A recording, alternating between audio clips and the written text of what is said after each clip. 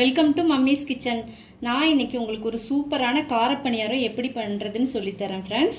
இதில் வந்து வெறும் அரிசியும் பருப்பும் மட்டும் சேர்த்து செய்கிறோம்.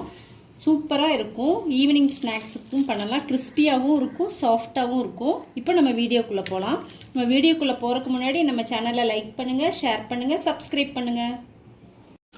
காரப்பணியாரம் பண்ணுறதுக்கு 2 டம்ளர் இட்லி அரிசி, 3/4 டம்ளர் துவரம்பருப்பு ரெண்டையும் நல்லா அலசிட்டு 2 மணி நேரம் ஊற வச்சுக்கலாம் ஃப்ரெண்ட்ஸ்.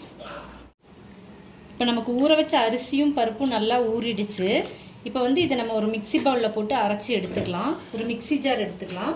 அதில் 2 பெரிய பச்சை மிளகா, ஒரு 3 வரமிளகா, அதை விட்டு முதல்ல அரைச்சிக்கலாம். அது தனியாக போட்டால் அரையாது, அதனால் ஒரு கைப்பிடி மட்டும் போட்டு பாதி அரைச்சிட்டு அதுக்கப்புறம் இதையும் போட்டு நல்லா அரைச்சி எடுத்துக்கலாம். இதுலேயே நம்ம போட்டு அரைச்சி எடுத்துக்கலாம்.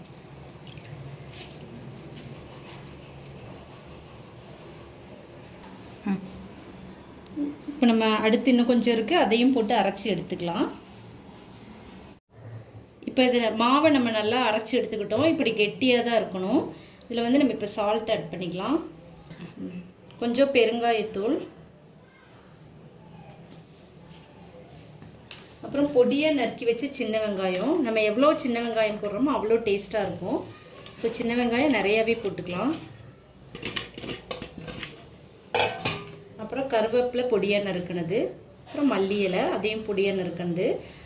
மல்லி இலையும் சின்ன வெங்காயமும் எவ்வளோ அதிகமாக போடுறோமோ அவ்வளோ டேஸ்ட்டாக இருக்கும். இப்போ இது எல்லாத்தையும் சேர்த்து கலக்கி விட்டுக்கலாம்.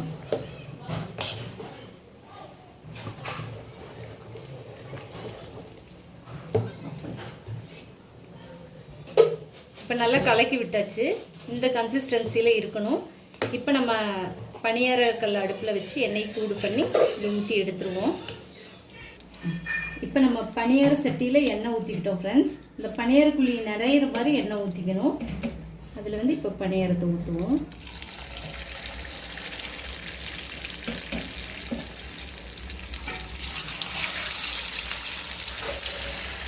இது நீங்கள் வடை சட்டியில் கூட எண்ணெய் ஊற்றி போட்டுக்கலாம். ஆனால் பணியாரக்கல்லில் போட்டோம்னா நல்லா உருண்டை உருண்டையாக வரும். அதுக்காக தான் நம்ம இப்படி பண்ணுறோம்.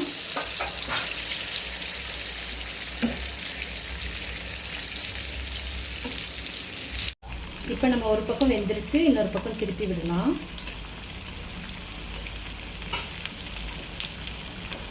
நல்லா ப்ரௌன் கலரில் வெந்து வந்துருச்சு. இப்போ 2வது பக்கம் திருப்பி விட்டு வேக வச்சு எடுத்துக்கலாம். நல்லா வேகட்டும். எண்ணெய் இழுக்கவே இல்லை, சூப்பராக இருக்குது ஃப்ரெண்ட்ஸ். நமக்கு சூப்பரான பணியாரம் இப்போ ரெடி ஆயிடுச்சு.